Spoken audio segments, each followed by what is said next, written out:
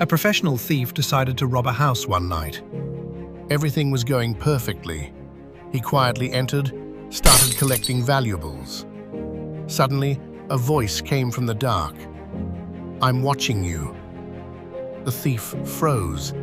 He whispered, "Who's there?" The voice came again. "I can see everything." Shaking, he turned on the lights and saw a parrot staring at him. He took a deep breath and said, "Seriously? You scared me. What's your name?" The parrot replied, "My name is Ali." The thief laughed and said, "Who names a parrot Ali?" The parrot said, "The same person who named the dog Tiger."